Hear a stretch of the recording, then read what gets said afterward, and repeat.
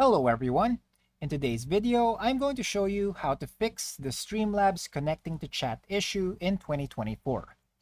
Now, first off, you'd want to try disabling browser source hardware acceleration. To do this, head to your settings and then advanced. From there, uncheck enable browser source hardware acceleration. Then finally, try restarting Streamlabs. Next, you can also try logging out and logging back in of Streamlabs. So log out of your Streamlabs account and then close the application and then log back in. So sometimes this simple step is enough to fix minor issues and bugs within the app. Next, you can also try refreshing the chat. So click the refresh chat button at the top of the chat window. Next, you can also try updating Streamlabs and your OS, so ensure that both Streamlabs and your operating system are always up to date. And then you can also make sure that your internet connection is stable.